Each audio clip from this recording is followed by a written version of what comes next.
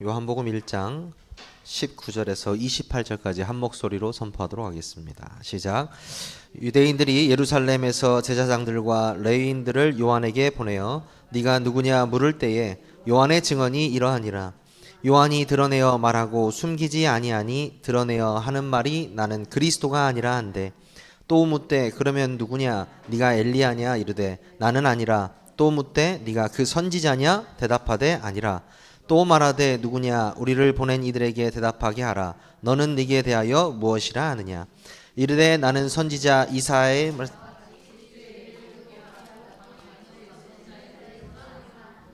그들은 바리새인들이 보낸 자라. 또 물어 이르되 네가 만일 그리스도도 아니요 엘리야도 아니요 그 선지자도 아닐진데 어찌하여 침례를 베푸느냐. 요한이 대답하되 나는 물로 침례를 베풀거니와 너희 가운데 너희가 알지 못하는 한 사람이 있었으니 곧 내 뒤에 오시는 그이라. 나는 그의 신발끈을 풀기도 감당하지 못하겠노라 하더라. 이 일은 요한이 침례 베풀던 곳 요단강 건너편 베다니에서 일어난 일이니라. 아멘. 오늘 여러분과 함께 나눌 말씀의 제목은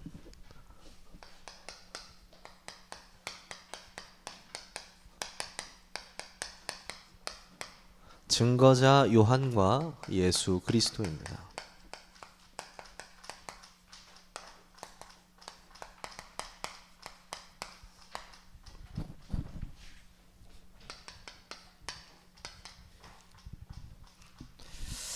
우리는 남에게 자신을 소개할 때 보통 뭐 이름과 뭐 출신과 내가 하는 일과 뭐 이런 것들, 또 나이나 이런 것들을 이제 소개하죠. 자기를 소개할 때 이제 그런 요소들을 이야기합니다. 그 이유가 어떤 외부적인 자기의 드러난 것들을 통해서 내 자신을 소개하는 거잖아요. 그런데 그 외부적으로 소개한 내용을 가지고 그 사람이 진짜 어떤 사람이냐는 판단할 수가 없습니다. 그렇죠? 어느 정도 짐작은 할 수 있지만 제대로 판단할 수는 없어요. 무엇으로 판단하느냐? 그 사람이 누구인가는 정체성이 결정합니다.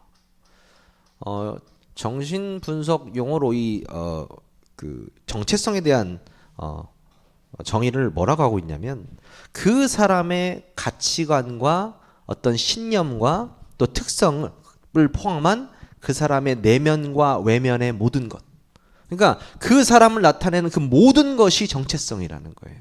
정체성. 그러면은 이 정체성이 곧 그 사람을 의미한다는데, 그리스도인에 대한 정체성, 또 우리 세계로 교회의 정체성, 이것이 얼마나 중요한가를 오늘 요한을 통해서 여러분들이 깨달으시기를 주님의 이름으로 축원합니다. 본론에서 우리가 자세하게 다룰 건데요.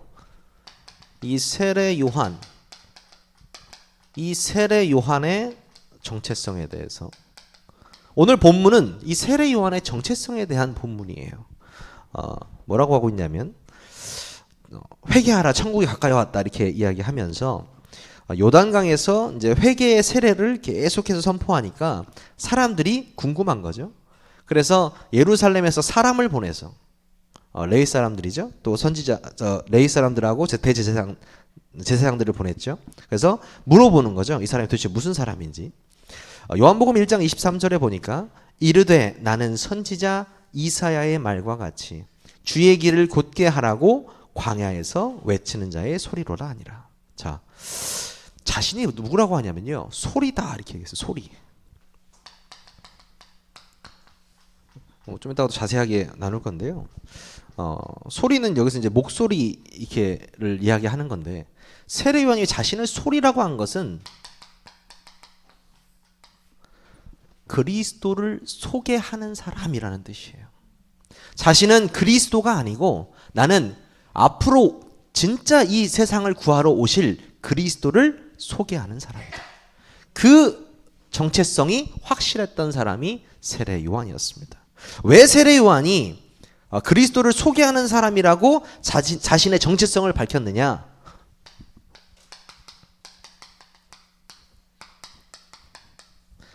하나님과 인간에 대한 정확한 차이를 알고 있던 사람이기 때문입니다.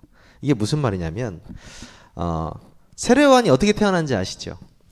세례요한의 아버지가 나이가 진짜 많으신 분이거든요. 아기를 낳을 수 없는 정도로 나이가 많은데 그 어머니도 그렇고 하여튼 그 상황에서 나온 것도 참 기적적으로 나왔고 또 낙타 가죽을 입고 다녔잖아요. 메뚜기 먹고 다니고 막 이제 약간 좀 겉으로 봤을 때는 조금 특이한 사람이었어요. 그렇죠? 그 세례 요한이 뭐 엄청난 센세이션한 그 이스라엘의 어떤 붐을 일으키거든요. 이 사람 등장 자체가 엄청난 센세이션한 일이었어요. 근데도 불구하고 이 세례 요한은 인간이었다라는 사실입니다. 인간이었고 이 인간은 절대 사람들을 구원할 수 없잖아요. 그래서 하나님이 직접 오셨는데 그 하나님을 부각시키기 위해서 내가 먼저 왔다라는 거예요. 그게 사실 이 오늘 본문의 핵심이거든요. 1장 27절에 보니까 곧 내 뒤에 오시는 그이라 나는 그의 신발끈을 풀기도 감당하지 못하겠노라 이렇게 나와있죠. 유대인들이 이제 자신의 집에 그 손님이 방문하면 누가 발을 닦아주죠? 세종로. 그렇죠? 발을 닦아주고 이렇게 하잖아요. 종 중에서 가장 낮은 곳에 있는 종이 세종로잖아요. 근데 그 세종로처럼 자신이 예수님에 비하면 그 세종로도 못한 사람이라는 거, 신발끈을 이야기하는 것 자체가요. 그러니까 자신을 비하하면서 진짜 그리스도를 나타내고 싶었던 사람이 세례 요한이었다라는 거죠. 여러분 이제 이걸 알고 계시면 되고요. 역사적으로 우리가 좀 알아야 될 것은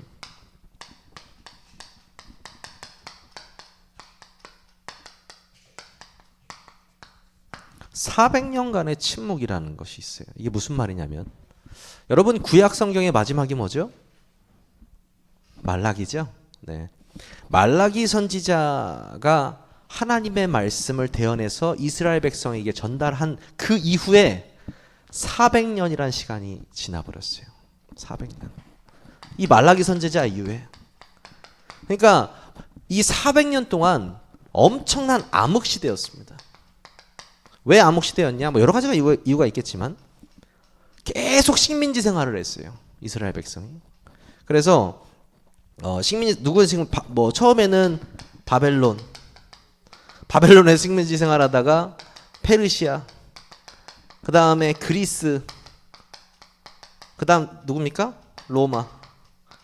나라만 바뀌고요. 계속 노예, 포로, 소국 당하면서 이 암흑 시대를 몇 년이요? 400년이나 보냈어요. 400년. 그러니까 여러분 한번 생각을 해보세요. 400년 동안 주권을 빼앗기고 나라가 그렇게 온 백성이 노예처럼 살고 있는데 성경에서 말하고 있는 그 메시아가 얼마나 기다려지겠냐고요. 그 그리스도가 얼마나 기다려지겠냐고요. 그래서 어느 정도였냐? 지금도 아마 유대인들이 밥 먹을 때 의자 하나 더 놓는 거 아시죠? 가족 식구가 4명이면 의자를 하나 더 놔요. 왜요? 메시아가 오실 수 있으니까. 기가 막힌 노릇입니다. 기가 막힌 노릇. 오셨습니까? 오셨어요 이미. 그죠? 예수 그리스도께서 이미 메시아로 오셨잖아요. 근데도 아직까지 의자를 하나 더 놓고 있는 유대인들이라는 거예요.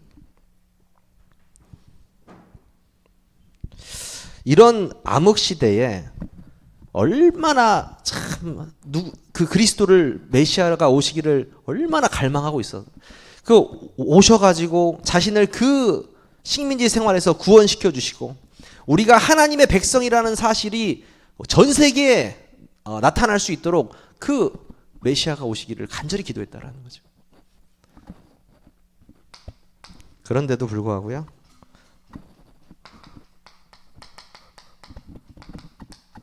이 세례 요한이 온 겁니다.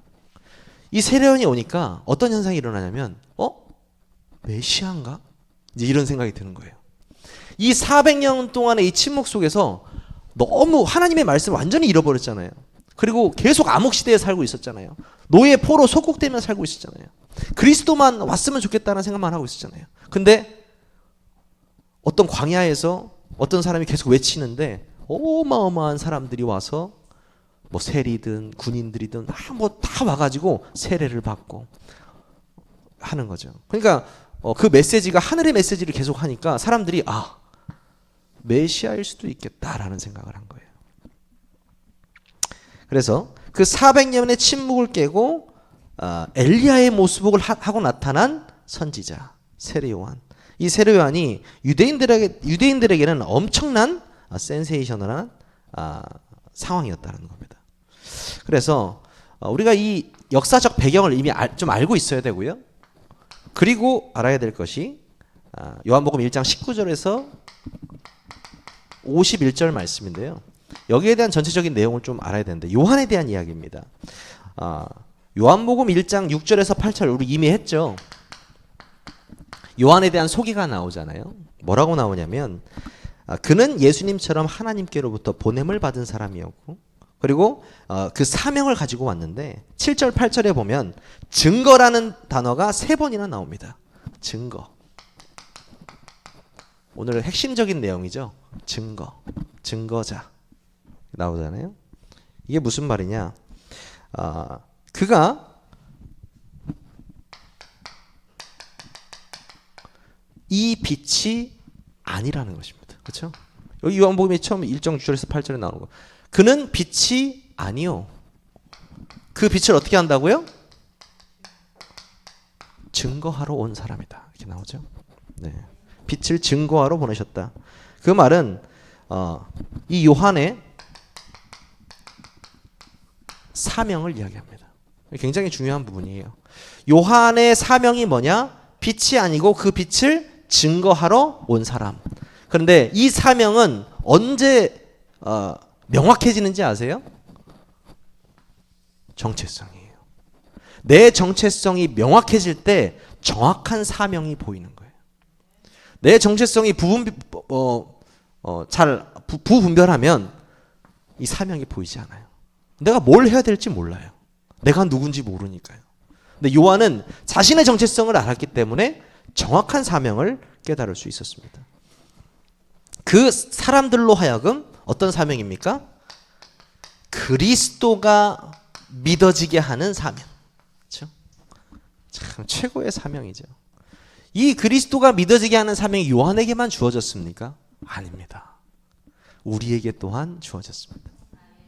그 요한의 사명이 증거자였던 요한이 우리에게도 주어졌다라는 사실입니다. 너무나 감사하죠.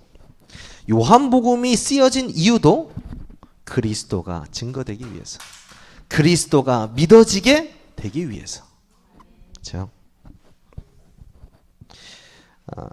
그러면 더 정확하게 요한 그는 누구인가? 요한 그는 누구인가? 전체 구조를 살짝 살펴봤잖아요. 요한이란 인물에게 이제 좀 우리가 더 집중해 보면요. 그가 진짜 선지자인가 메시아인가를 확인하기 위해서 이제 예루살렘의 주요 세력인 제사장과 레위 그룹 또 바리새파 사람들이 와서 물어보죠. 물어보는데 아주 요한이 기가 막힌 대답을 하죠. 그 대답을 3가지 부정을 통해서 하게 됩니다. 3가지 부정. 첫 번째 부정이 무엇이냐? 네가 그리스도냐?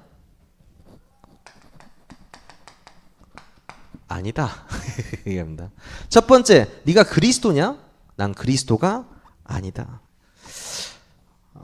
이때 당시 이 400년간의 침묵 속에서 오매불망 기다렸던 그 그리스도냐라고 묻는 거예요. 그 그리스도냐? 두 번째 뭐예요? 그럼 네가 엘리야냐? 이렇게 물어봐요. 왜 사람들은 엘리야를 말할까요? 말라기에 보면 말라기 선지자가 예언을 하나 해요. 어떤 예언을 하냐면 엘리야가 다시 올 거라고 이야기를 해요. 그래서 다시 올 엘리야가 혹시 이 세례 요한인 줄 알고 있어요. 근데 너무 재밌는 건 예수님이 엘리야라고 얘기를 해요. 세례 요한이 엘리야라고 말씀을 하세요. 마태복음에 보면. 그리고 그 세례 요한의 아버지 꿈에서도 나타나서 엘리야의 성정을 가진 자, 그 세례 요한이 너를 통해 나올 거라고 이야기하거든요. 자, 그 말은 무슨 말이냐면 자신만한테 그 자신만 계시를 모르는 거예요, 사실. 그 세례 요한이. 그래서 나 알리야 아니야. 그냥 이렇게 얘기하는 거예요. 엘리야는 아니니까요. 그건 사실이니까요. 그러면 그 선지자냐? 이렇게 얘기합니다. 그 선지자란 말은 뭐냐면 그냥 일반적인 선지자를 말하는 게 아니고요. 이 모세로 거슬러 올라가요. 모세가 무슨 말을 했냐면 나와 같은 선지자 하나를 하나님이 일으키실 것이다 라고 신명기에 말을 해요. 그 나와 같은 선지자는 참된 선지자 대신 예수 그리스도를 예표하는 거예요. 근데 사람들은 그렇게 생각하지 않고 예수 그리스도를 안 믿으니까요. 그 선지자가 오실 것이다 라고 생각하는 거예요. 그래서 아니라고 얘기합니다. 자, 여러분 어디서 많이 본 거 아니에요? 마태복음 16장 기억나시죠? 사람들이 나를 누구라 하느냐? 인자를 누구라 하느냐? 더러는 세례 요한, 더러는 뭐 엘리야, 또 예레미야, 또 선지자 중에 하나다. 이렇게 얘기하잖아요. 질문이 좀 비슷하죠. 세 가지 부정을 통해서 아니라고 말을 하고요. 뭐라고 얘기하냐면 오늘 중요한 광야에서 외치는 자의 소리다.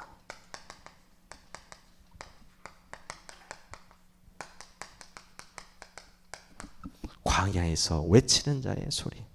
저는 이번 그 요한복음 1장 19절 28절을 묵상하면서 가장 감동했던, 저한테 가장 뜨거워졌던 그 메시지거든요.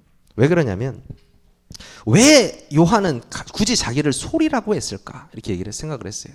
이렇게 말할 수도 있잖아요. 나는 광야에서 외치는 선지자다. 400년 동안의 침묵을 깨고 하나님이 보내주신 선지자다. 이렇게 얘기할 수 있거든요. 근데 자신을 광야에서 외치는 자의 소리라고 이야기했어요. 여러분 기억하실 겁니다. 우리 요한복음 처음 시작했을 때부터 나올 때 가장 핵심적인 단어들이 있었죠. 그 중에 하나가 그리스도가 뭐라고 했습니까? 말씀이라고 했던 거 기억나세요? 그렇죠? 예수 그리스도는 곧 말씀이라고 했어요. 말씀을 나타내는 것이 무엇이죠? 소리예요. 그리스도가 말씀이라면 세례 요한은 소리라는 거예요. 그렇죠? 하나님은 말씀이시잖아요. 세례 요한은 소리였다는 거예요. 우리가 소리라는 거예요. 우리는 소리들입니다. 왜요? 그 말씀을 증거해야 될 자들이기 때문입니다. 그래서 이 광야라는 말은 메말라 있는 그 이스라엘 백성의 영혼들을 말하는 거예요. 이 광야는. 그 사람들의 메말라 있는 그 광야 같은 그 영혼에 외치는 자의 소리다. 뭘 외치냐? 참 빛 그리스도 대신 예수를 외치는 자의 소리. 참, 저는 감동스럽더라고요. 왜 요한이 자신을 소리라고 말했는가? 그렇죠? 우리도 소리거든요. 그 소리는요, 말씀이 표현되는 도구입니다. 그렇기 때문에 하나님께서는 세례 요한을 통해서 소리 삼으셔서 말씀이 증거되게 하신 거죠. 우리 또한 그렇습니다. 믿으십니까? 그리고요, 세 번째 보면요, 여기 세례 주는 자 나오죠. 우리가 좀 유명한, 얼마나 세례를 많이 줬으면 이름이 뭐예요? 세례 요한이잖아요. 세례 요한. 그러니까 이제 예루살렘 측에서도 나와가지고 시비를 걸고 싶은 게 여러 가지인데 그 중에 하나가 너 왜 세례를 주냐 이런 거예요. 왜 세례를 주냐는 거예요. 세례 주면 어떻다고? 뭐가 문제냐면 그때 당시에 세례라는 것이 이방인이 자신의 종교를 바꿀 때, 하나님을 이제 믿게 될 때 자기가 자기 자신한테 세례를 주는 게 있었거든요. 어떻게 보면은 자존심이에요. 유대 이 기득권들의 자존심이 이 세례에 관한 것인데 그냥 다 세례를 줘버리니까 세례 요한이 시비를 거는 거죠. 그럼 대답을 해야 되는데 이 세례 요한이 대답을 안 하고 뭐라고 하냐면 자기가 주는 이 세례는 아무것도 아니고 너희 중에 너희가 알지 못하는 분이 서 계시고 그가 내 뒤에 오실 텐데 나는 그 신들매를 풀기도 감당할 수 없다. 이렇게 말한 겁니다. 그러니까 반박하지 않고 우리가 물로 세례를 받는 게 중요한 게 아니야. 진짜 성령 세례를 받아야 되는 거야 라고 말하는 거예요. 세례를 주는 자. 이게 요한의 정체성이었습니다. 자신이 충분히 말할 수 있어요. 여러분 12월 달 되면은 TV에서 뭘 많이 합니까? 시상식 많이 합니다. 뭐 영화, 뭐 드라마, 예능. 그래서 누구를 뽑으려고 하죠? 대상, 나무주연상, 여우주연상 뽑으려고 하는 거 아니겠습니까? 사람은요 다 주인공처럼 살고 싶어 해요. 자신의 인생 속에서 주인공처럼, 사람들 속에서 주인공처럼 살고 싶어 합니다. 그렇죠? 세례 요한도 충분히 그 유혹에 빠져 넘어갈 수 있었던 사람이에요. 왜냐하면 그 자체적으로 400년 만에 침묵을 깨고 나왔던 선지자이기 때문에, 모두의 관심이 세례 요한에 쏠렸기 때문에. 그런데도 흔들리지 않았어요. 왜? 정체성. 그렇죠? 흔들리지 않았습니다. 우리는 여러분 조금 미안한 얘기인데요, 저희는 엑스트라입니다. 우리는 거룩한 엑스트라예요. 우리의 주인공 되시는 예수 그리스도의 엑스트라. 근데요, 그분의 엑스트라는요 사실 우리가 주인공 되는 길이에요. 여러분 잘 아셔야 돼요. 그분과 함께하는 것이 우리가 주인공이 되는 길이거든요. 진짜 주인공 되시는 예수 그리스도께서 내 안에 계신다. 그렇죠? 그것이 너무나 중요한 거죠. 그렇다면요, 이 증거자였던 요한, 이 요한처럼 우리는 어떤 태도로 살아야 되느냐? 태도 하니까 조금 율법적으로 보일 수 있는데요, 그런 의미가 아니고요. 여기서 말하는 것은 곧 겸손과 자기 부인입니다. 이 겸손과 자기 부인은요 신학적으로도 굉장히 중요한 용어입니다. 여러분들이 아셔야 되는데요, 이렇게 특이했던 사람이 별로 없었거든요, 이 요한처럼. 근데 이 요한처럼 확실하게 하나님의 아들이신 그리스도 예수를 아는 사람도 별로 없었어요. 그런데 예수님이 뭐라고 하십니까? 마태복음 11장 11절에 여자가 낳은 자 중에 세례 요한보다 큰 이가 없다, 이렇게 말씀하십니다. 최고의 칭찬을 해요. 인류 역사상 요한보다 나은 자가 없다라고 말씀하시는 거예요. 그만큼 뭐예요? 자신의 정체성을 가지고 자신을 완전히 부인하고 그리스도가 드러나게 한 사람. 그렇죠? 이게 핵심적인 내용입니다. 여러분의 인생은 혹시 어떻습니까? 세례 요한처럼 내 자신을 완전히 부인하고 그리스도가 드러나는 삶을 살고 계십니까? 쉽지 않습니다. 쉽지 않은데요, 결국은 내가 많이 드러나게 되잖아요. 뭐 저도 잘 안 됩니다. 저도 잘 안 돼요. 근데 언제 되느냐? 갈라디아 2장 20절 아니겠어요? 내가 죽어버려야 돼요. 내가 죽어야 자기 부인이 되는 거예요. 세례 요한은 내가 이미 나의 옛사람이 죽고 그리스도의 새 사람이기 때문에 이 길을 간다라고 마음 먹었기 때문에 되는 거예요. 그 은혜를 또 하나님이 주셨고요. 그렇죠? 그래서 증거자의 태도는 어때야 되냐? 첫 번째, 그리스도인과 교회는 세상 속에 그리스도의 증거자로 부름을 받았다는 사실입니다. 누구의 증거자요? 그리스도의 증거자. 그렇죠? 증거자와 똑같은 말이 뭐가 있을까요? 증인입니다. 그렇죠? 오직 성령이 너에게 임하시면 너희가 권능을 받고 예루살렘과 온 유대와 사마리아와 땅까지 이르러 뭐라고요? 내 증인이 되리라. 그 증인이 바로 증거자입니다. 그 증거를 가진 자가 바로 증인입니다. 그렇죠? 성령을 가지고 있는 자가 증인이라는 거예요. 그렇죠? 그래서 그 그리스도의 증거자, 그리스도의 증거자, 우리가 그 증거자로 부름을 받았다라는 사실입니다. 이것이 우리의 정체성이죠. 그렇죠? 그리고 그리스도를 증거하는 자는 방금 말씀드렸던 것처럼 자기 부인. 그렇죠? 자기 부인. 신학적인 표현으로는 자아의 죽음이라는 표현을 해요. 근데 여러분 생각해 보세요. 자아가 죽어버린 건 나를 완전히 잃어버린 거잖아요. 그 정도로요. 내 주인이 완전히 바뀌어버리는 거예요. 내 통치자가 완전히 바뀌어버리는 거예요. 저는 이번 요한복음을 이렇게 보면 볼수록 느껴지는 게 있어요. 아, 내가 알고 있던 예수 그리스도가 요만큼이었다면, 내가 성경을 깊게 볼수록 점점 넓어져가는 느낌이 들더라고요. 예전에 그런 말씀 하셨잖아요. 유목사님이 예를 들어서 그리스도 이렇게 말하는 거랑 제가 그리스도 하는 거 좀 다를 수 있어요. 왜냐하면 성경을 통해서 현장을 통해서 많은 부분들의 그리스도가 다르게 보일 수 있거든요. 근데 우리는 아직 자그맣게 보일 수도 있고요. 하지만 자그마한 그리스도도 큰 그리스도도 똑같이 그리스도예요. 여러분들이요, 오늘 이 요한복음을 통해서 그리스도를 조금 더 풍성하게 누리신다면 최고의 응답을 누리시는 거예요. 최고의 영광 속에 계신 거예요. 왜? 그리스도가 영광이시기 때문이에요. 자, 자기를 부인해야 되는 자세. 그렇죠?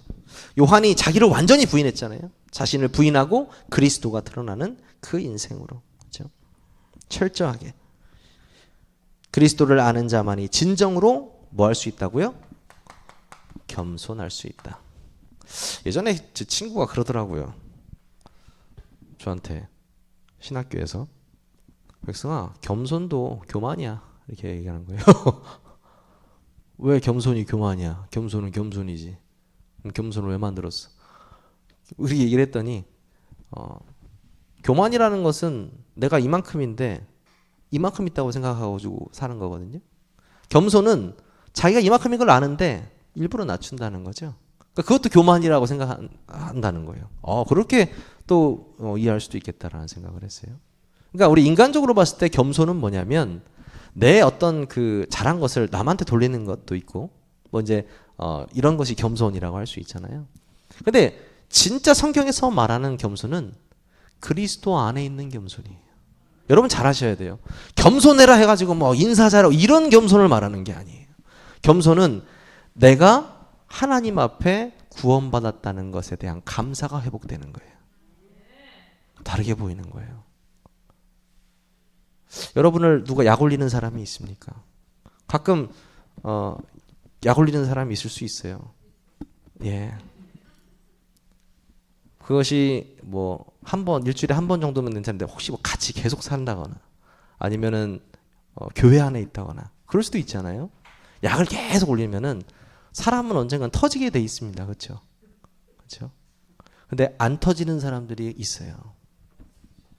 속으로 끙끙 앓다가 나중에 이제 가겠죠. 반대로.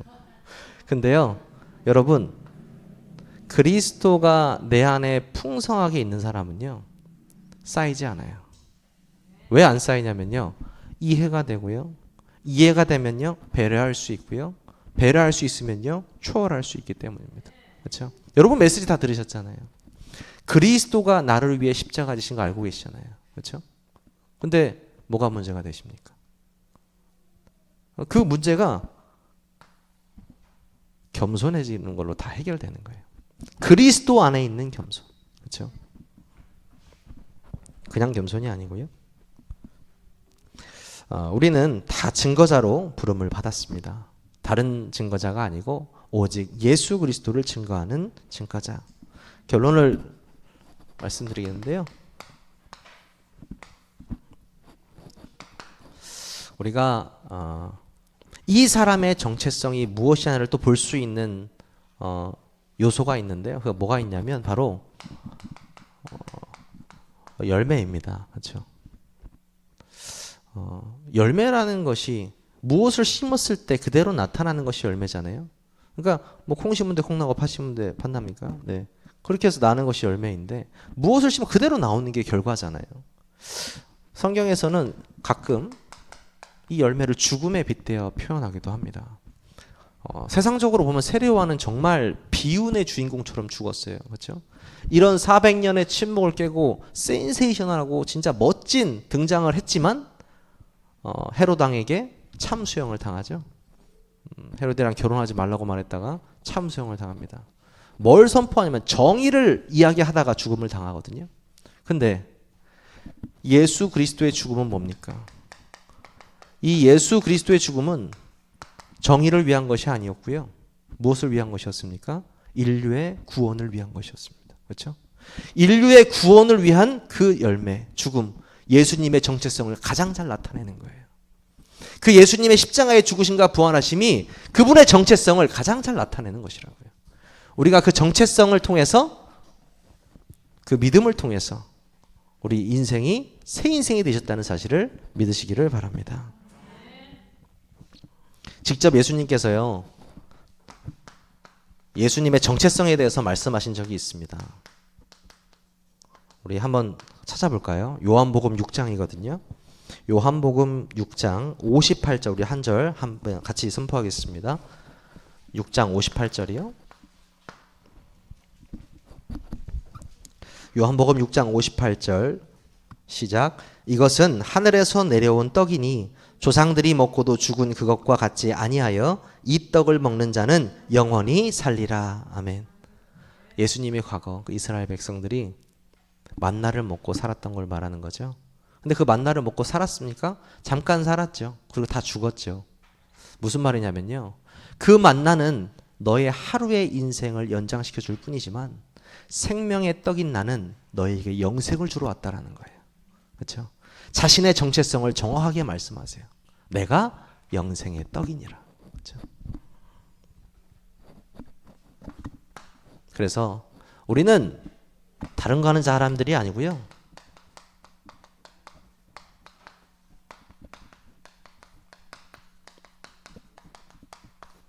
우리는 예수 그리스도를 증거하는 소리인 줄 믿으시기를 주님의 이름으로 축원합니다.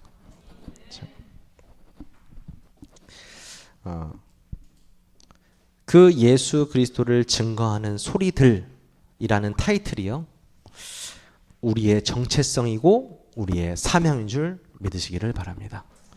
기도하겠습니다. 우리를 그리스도의 증거자로 부르신 하나님 감사를 드립니다. 오늘 예배를 통하여서 우리의 정체성이 무엇인지 명확해지는 시간이 되게 하여 주옵소서. 자신을 부정하고 오직 그리스도만이 나타나고 하나님의 말씀이 우리의 소리를 통하여 증거되는 역사가 일어나게 하여 주시옵소서. 예수 그리스도의 이름으로 감사하며 기도하옵나이다. 아멘.